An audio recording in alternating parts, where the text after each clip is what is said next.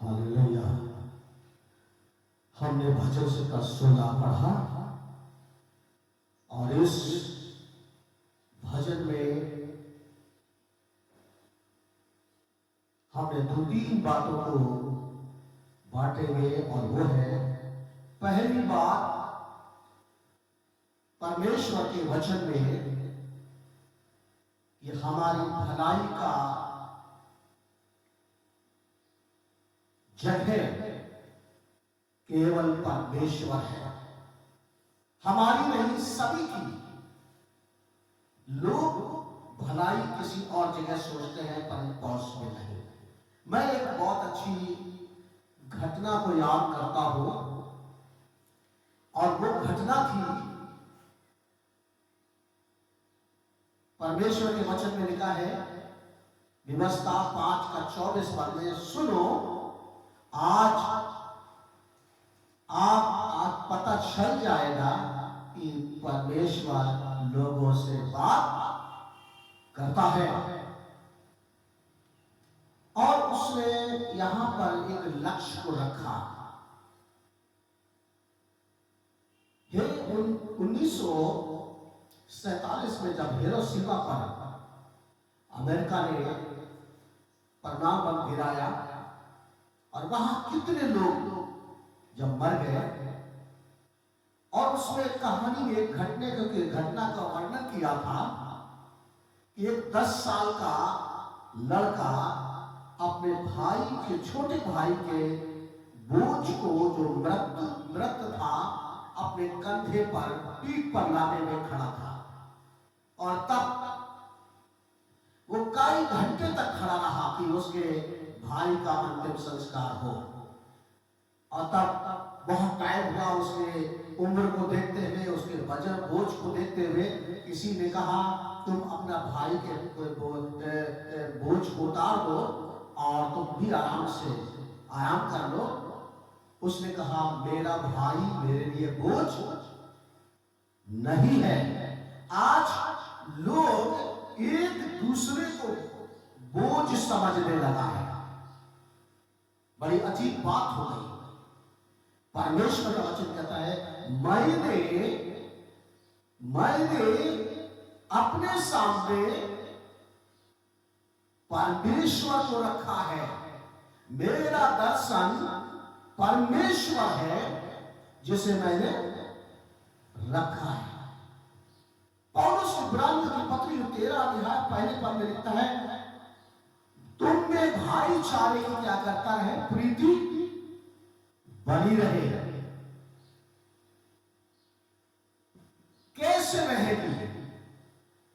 पड़ोसी की आपस में जब तक बुराई करते रहेंगे, कभी प्रीति नहीं। और बाइबल कहती है प्रेम किसी की बुराई नहीं करता है। और परमेश्वर का वचन में राजा सुलेमान लिखते हैं 17-13 में, जो बुराई करता है उसके घर से बुराई जीवन से कभी अलग नहीं होगी। अब मैं परमेश्वर के वचन में चलते हैं और ये परमेश्वर का वचन हमें बड़े अच्छे से इस बात को कि प्रभु यीशु मसीह, ये बात 4 और 5वें अध्याय में हम पाते हैं, मरकुस का सुसमाचार। और वहां एक दृश्य है, एक ऐसी घटना का वर्णन है जो एक व्यक्ति था और जो बहुत ही उसका जीवन तमाम प्रकार की गंदगी से, बुराई से, दुष्ट आत्माओं के प्रभाव से, और उसका जीवन बहुत ही डरावना और बहुत ही भयानक हो गया था। प्रभु यीशु मसीह वहां 35 पद से 4 के 35 पद से वहां लिखा है, प्रभु यीशु मसीह ने दिन भर वहां सेवा की, लोगों को सुसमाचार को सुनाया, लोगों को बीमारियों से चंगाई दी, दुष्ट आत्माओं से आजाद किया, लोगों को, बहुत से लोगों को शांति मिली, आनंद मिला, सुकून मिला। परमेश्वर का वचन बताता है सब कुछ मिलने के बाद प्रभु के वचन में और जब रात हुई और दिन भर के थके मांदे, क्योंकि वो एक परमेश्वर था और एक उससे मनुष्य भी था, और थका मांदा होने के कारण से और वो नीचे जाकर के नाव में कहा हम लोग गृह श्रेणियों की तरफ चलेंगे। और जब नाव में चल रहे थे और नाव चल गई और वो जाकर के नीचे चले गए और आराम से सो गए, क्योंकि वो थके थे। और परमेश्वर का वचन चेले ऊपर तमाम तरीके से और उस नाव को झील में खेल रहे थे, क्योंकि वो अनुभव रखते थे। नाव चल रही थी, कोई ऐसी संकेत नहीं थे, कुछ झील के अंदर कोई ऐसा सूचना नहीं थी कि झील में आज हवाएं तेज चलेगी या आज तूफान आएगा या कुछ बारिश होगी, कुछ ऐसा कोई सूचना नहीं था। क्योंकि अक्सर परंतु चेलों को मालूम था, उन्हें इतना ज्ञान था कि आसमान में किस तरह के बादल है या कैसा वातावरण है, परंतु मौसम है। लेकिन सब कुछ साफ होने के बाद जब वो नाव झील में चल रही थी, अचानक तूफान आ गया। और तूफान आने के बाद लहरें उठने लगी और लहरें इतनी तेज होने लगी, जितना वो आगे बढ़ने का प्रयास कर रहे थे लहरें उतनी तेज और बाधा उत्पन्न कर रही थी, समस्या खड़ी कर रही थी। और यहां तक उनके सारे प्रयास, युक्ति और जितने भी उनके जीवन का अनुभव था वो सब उन्होंने उपयोग किया, लेकिन वो अनुभव उनके सब विफल हुए और उन्हें लगने लगा अब नाव डूब जाएगी और हम में से सब के सब क्या करेंगे, झील में डूबेंगे। और तब वो जाकर के नीचे गए और यीशु मसीह को सारी बातें बताई। और बाइबल बताती है जब बातें बताई और जब वापस वो आए और उन्होंने देखा, और देखने के बाद उसने कहा, आंधी और पानी से कहा शांत हो जाओ, और बाइबल कहती सब कुछ शांत हो गया। ये लहरें, ये हवाएं कौन थी? प्रभु की आज्ञा। चेले उलझ गए इस बात में, ये कौन व्यक्ति है जिसकी आज्ञा आंधी और पानी और ये सब लहरें नहीं मानती है, तूफान भी मानता है।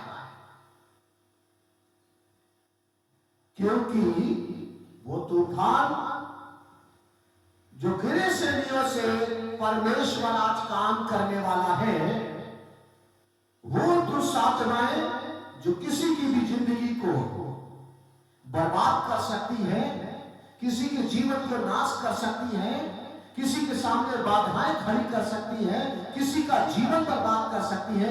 बहुत सी बातें हैं परमेश्वर के वचन में लिखा है कि दुष्ट आत्माएं किसी को पानी में गिरा देती है तो किसी को रास्ते में गिरा देती है, कहीं फेर आ जाता है और उसकी अवस्था ऐसी हो जाती है जैसे कि मरे हुए की समान।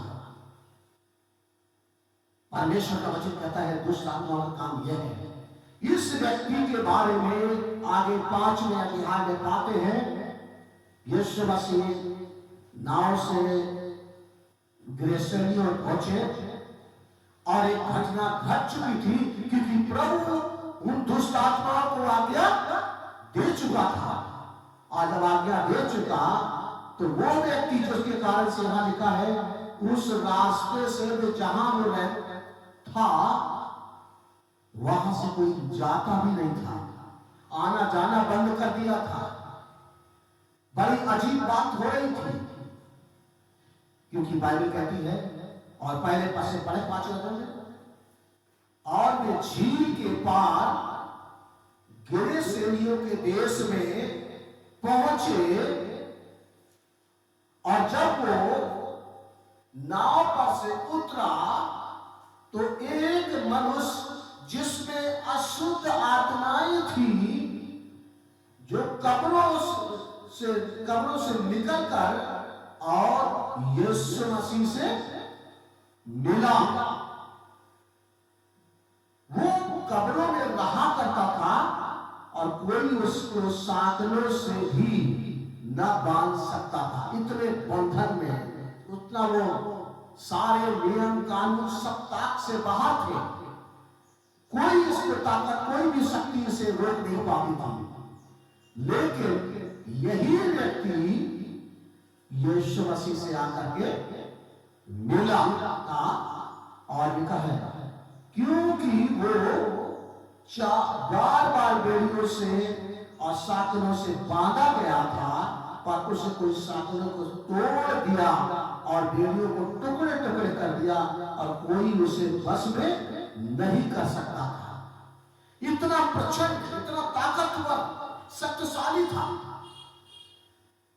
जिस व्यक्ति को दुष्ट आत्माएं इंसान को जीवन को बर्बाद कर देती है और इसको भी घर से, अपनों से, सबसे अलग कर दिया।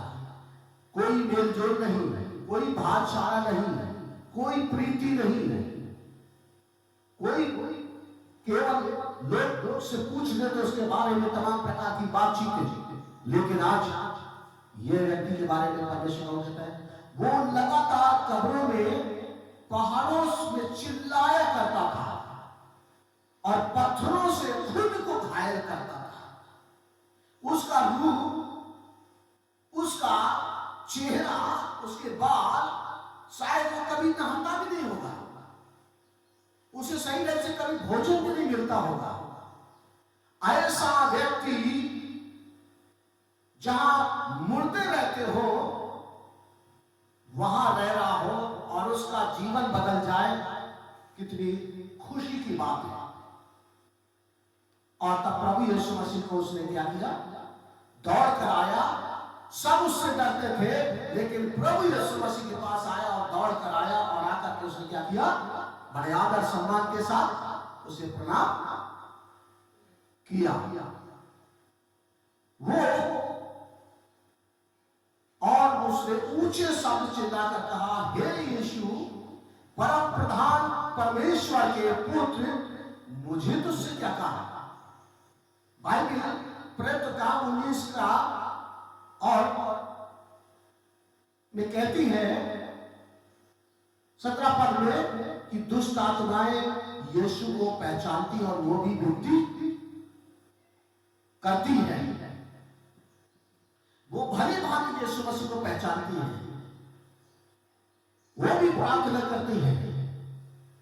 परमेश्वर का वचन कहता है यह व्यक्ति जो खुद को घायल करता था, उसके चेहरे बदन में कहीं भी शायद अच्छा नहीं होगा, जख्मों से घायल होगा, सूजा होगा, मक्खियां लग रही होगी, कीले भी पड़ चुके होंगे, उसका शरीर एकदम से अजीब होगा, देखने लायक नहीं होगा। परंतु ये व्यक्ति यीशु के पास आया और यीशु को प्रणाम किया और उसने कहा, विनती की, हे यीशु, परम प्रधान परमेश्वर के पुत्र, मुझे तुझसे क्या काम? मैं तुझे सब परमेश्वर की शपथ देता हूं कि तू मुझे क्या कर?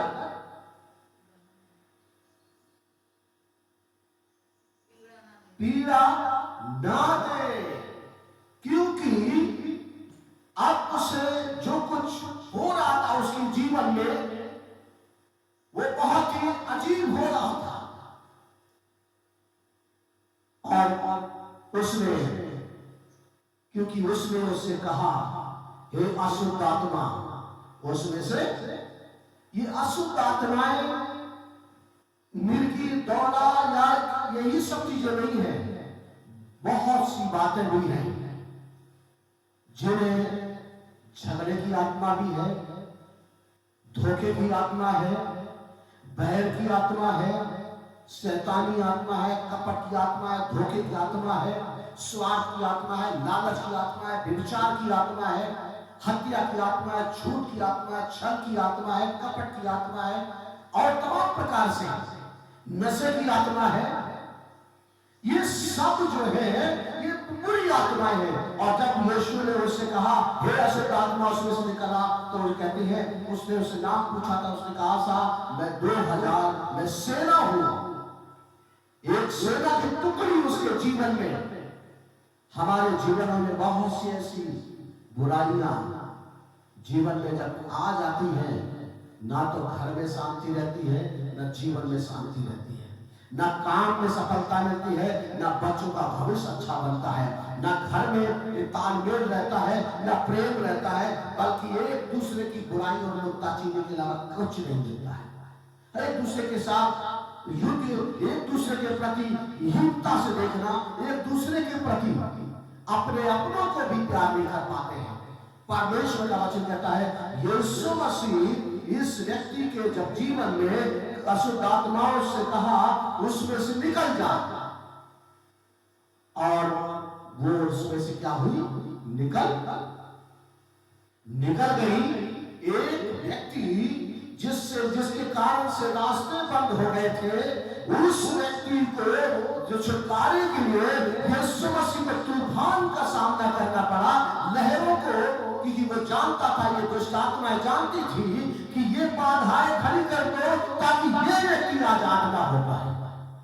आज तमाम लोग बुराई में जकड़े हुए हैं, जिन्हें छुटकारे की जरूरत है। तमाम घरों में अशांति है, उन्हें शांति की जरूरत है। जहां आज भविष्य खतरे में है, परमेश्वर वहां आनंद देना चाहता है। यही है सुसमाचार। और इस व्यक्ति को फिर क्या हुआ, इसके बाद लोगों ने से क्या करते, कपड़े पहने देखा, लोग डर गए।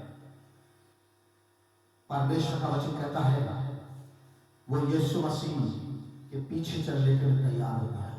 जहां जहां तू जाएगा मैं तेरे साथ रहूंगा।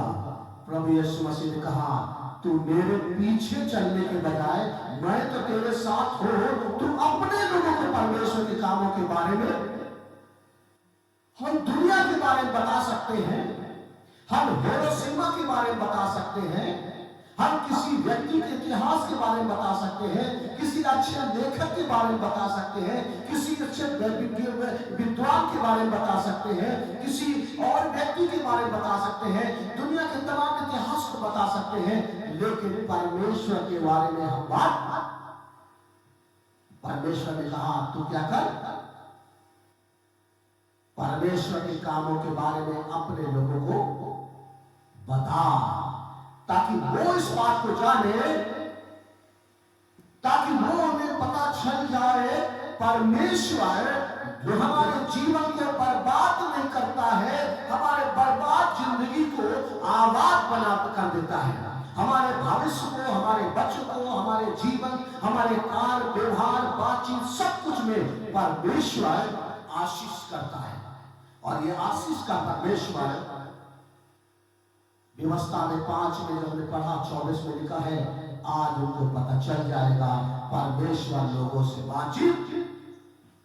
बात कर रहा है, करता है, क्योंकि परमेश्वर का वचन में लिखा है, दाऊद भजन संहिता में 16 में कहता है मैंने अपने परमेश्वर को अपने सामने रखा है। हमारा दर्शन, हमारे लोग, हमारे तमाम परमेश्वर है, और परमेश्वर के साथ हमारे वो लोग हैं जो आज तमाम प्रकार की समस्याओं में जकड़े हैं। परमेश्वर उन्हें भी छुटकारा दे, ताकि वो लोग भी खुशी प्राप्त कर सके, वो भी आनंद के साथ अपना जीवन जी सके।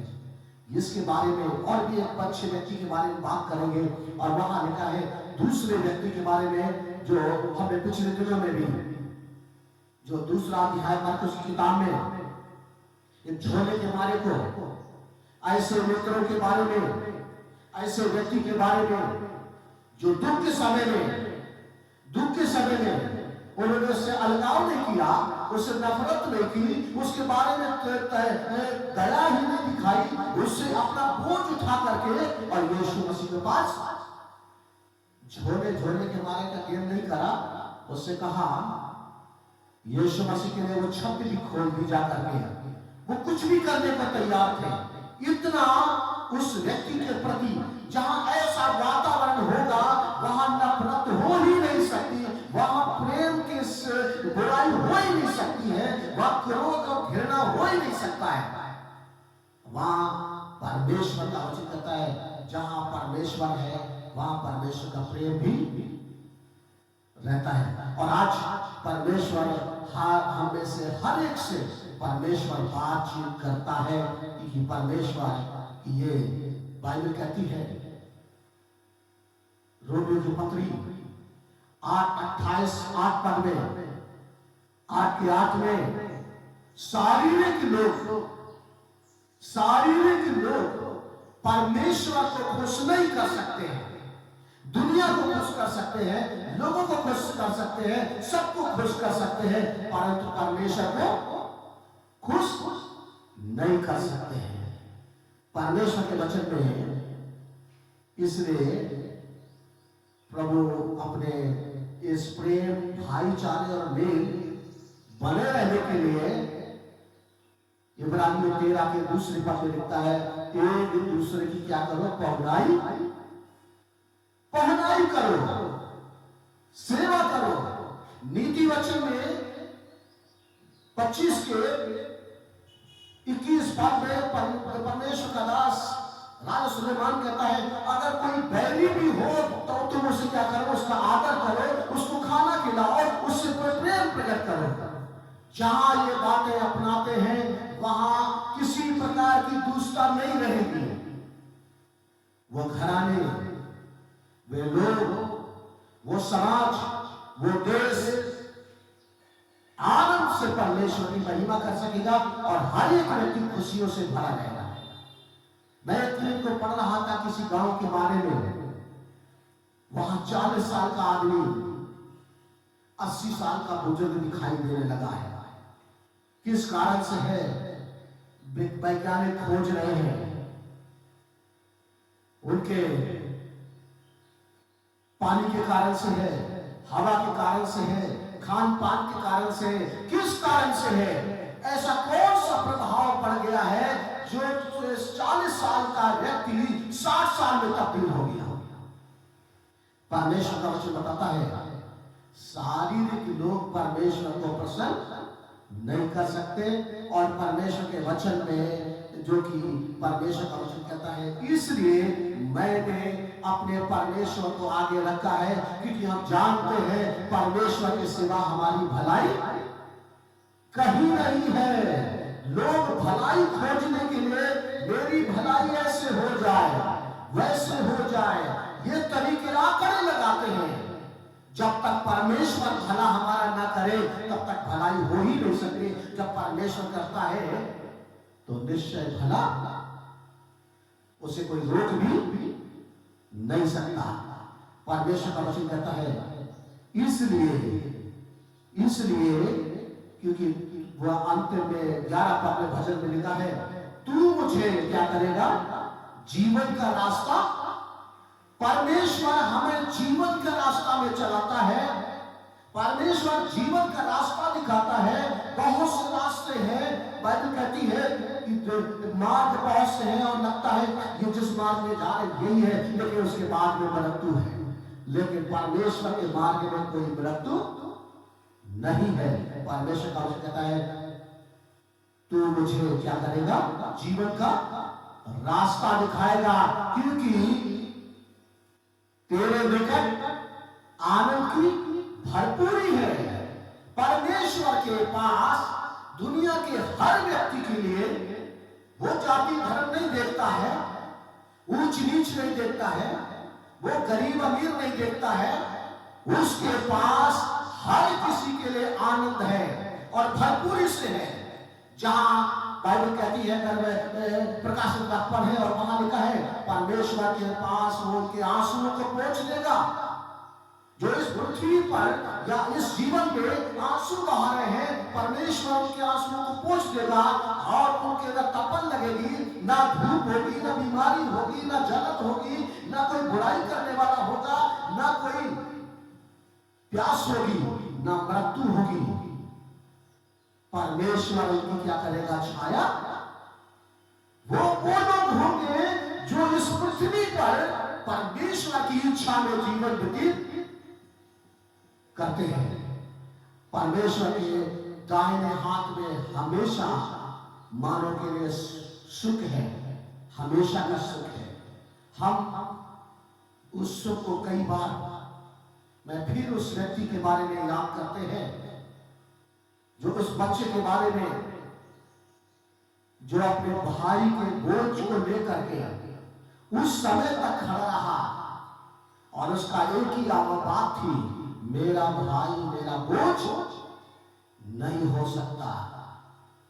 वो छोटा था लेकिन फिर भी उसके अंदर इतना, वो मर चुका था लेकिन इतना प्रेम था कि वो उसे बोझ नहीं समझ रहा था। हमने कुछ वर्ष पहले इसी देश में एक भूकंप की कहानी बनी, सच्ची घटना 26 जनवरी जब गुजरात में घटी थी। और जब उस भूकंप में तमाम लोग मर गए और एक बच्ची जो 6-7 महीने की थी, उसे नहीं मालूम था कि मेरी मां मर चुकी है। और कई दिन तक वो उस मां के सीने से लगकर आंचल से लिपट कर पड़ी रही। और वो तब खोज की गई और तब वो निकाली गई। उसने अपनी मां का ब्लड पी करके, खून पी करके वो जीवित रही। मेरे अधीन परमेश्वर का कहता है, हमारे जीवन कितने खतरे में हैं, लेकिन हमारे जीवन का बचाव। उस बच्ची को नहीं मालूम कि मेरी मां मर गई, उसे नहीं मालूम कि मैं ब्लड पी रही हूं, उसे नहीं मालूम अब क्या होगा मेरा। मेरे जीवो परमेश्वर का वचन कहता है, परमेश्वर को मालूम है कि तुम जीवित रहोगे। परमेश्वर को मालूम तुम्हें आनंद चाहिए, परमेश्वर को मालूम तुम्हें सुरक्षा चाहिए, परमेश्वर को मालूम तुम्हें चंगाई चाहिए, परमेश्वर को मालूम है तुम्हें ये आशीष चाहिए, तुम्हें ये चाहिए, वो चाहिए। हम प्रयास करते हैं परंतु हमारे प्रयास कभी कभी निष्फल हो जाते हैं बहुत लंबे समय के बाद भी। लेकिन परमेश्वर के प्रयास कभी निष्फल, वो व्यक्ति जो बंधन में था सबने छोड़ दिया था, प्रभु यीशु मसीह उस व्यक्ति को छुड़ाने के लिए तूफान का सामना करके झील के पार गिरसेनियों में पहुंचे और उसे आजाद कर दिया। हमारे जीवन में यीशु आकर आता है तो हमें जरूर आजादी देता है, चंगाई देता है, छुटकारा देता है और एक ऐसा व्यक्ति बना देता है कि वो उन्हीं लोगों को, जिन लोगों ने उन्हें छोड़ दिया था, उन्हीं को बता सके मेरे जीवन के बारे में कि मेरे जीवन में परमेश्वर ने कैसे कैसे काम किए हैं। और ये बात आप परमेश्वर जो लोग सुनेंगे, आज से परमेश्वर उनमें भी काम करने वाला है। आइए हम प्रार्थना में चलें। धन्यवाद परमेश्वर, धन्यवाद धन्यवाद धन्यवाद ग्लोरी। प्रभु जी हम प्रार्थना करते हैं, जब ये वचन हम पूरे तेरे नाम में प्रभु जी बांट रहे हैं और ये वचन तेरे लोगों तक पहुंच रहा है, प्रभु आज हम दुआ करना चाहते हैं ये प्रीति कैसे बनी रहे। इस भेद को भी तूने हमें बता दिया, ये कैसे कौन व्यक्ति परमेश्वर को खुश नहीं कर सकते, कौन खुश कर सकते हैं, ये भी बता दिया। परमेश्वर तूने ये भी बता दिया हमें कि हमारा पर लक्ष्य क्या हो। हमारे अपने बोझ नहीं हो सकते हैं, हमारे अपने बोझ नहीं हो सकते हैं परमेश्वर। आज तमाम को ऐसे वातावरण प्रभु जी जहां पर पाया जाता है एक दूसरे के प्रति बैर, एक दूसरे के प्रति ईर्षा, एक दूसरे के प्रति जलन, एक दूसरे के प्रति प्रभु जी हानि की कल्पना, बुराई, झगड़े, फिसाद, नफरत। प्रभु हम उन जगहों के लिए दुआ करते हैं कि वहां का वातावरण एक अच्छा वातावरण बन जाए। हमारे देश के प्रभु जी उन तमाम संसाधनों के लिए हम दुआ करते हैं, हमारी सरकारों के लिए दुआएं करते हैं। परमेश्वर पिता उन सभी सरकारों को नियुक्ति जब आपने दी है ताकि ये देश और इस देश का सब कुछ संचालन किया जाए, तो प्रभु आप प्रार्थना करते हैं हर एक को प्रभु जी आप अपने नियंत्रण में लें ताकि हर एक जगह हमारा देश सुख समृद्धि और उन्नति करे। झगड़े फिसादों के ऊपर ना उलझे, बल्कि प्रभु जी उन बुराइयों को जब हमारे जीवन में आ जाती है, परमेश्वर आज नहीं 10 साल बाद भी हमारे जीवन बर्बाद हो सकते हैं, लेकिन जब बुराइयां ये सब दूर रहती है, हमारी जिंदगी कोई बल छू नहीं सकता है। यीशु हमें हर उन सारी परिस्थितियों से जयवंत करता है। यही हम प्रार्थना करते हैं, जहां प्रभु जी आज तमाम प्रकार की समस्याएं प्रभु काम कर रही है, ऐसे वातावरण काम कर रहे हैं प्रभु, वहां भी एक अच्छा वातावरण बने और तू महिमा पाए। हम दुआ करना मांगते पिता परमेश्वर, आज के दिन में हमारे आराधना पे, वचन पर, सेवकाई पर प्रभु तेरी आशीष हमारे घराने पर, हमारे शहर पर, हमारे पड़ोसियों पर भी आपका अनुग्रह हो। और जहां प्रभु जी ऐसी बातें हो, जहां आपस की बुराई की बातें हो, वो यीशु के नाम से दूर हो जाए और वहां प्रेम और मेल और भाईचारे की बातें हमेशा बन पे और तू महिमा पाए। धन्यवाद प्रभु सारी बातों के लिए और हमारी विनती को सुनने के लिए। इस विनती को अपने यीशु क्रिस्त के नाम से मांगते हैं, आमीन। प्रभु आशीष दे, हालेलुया।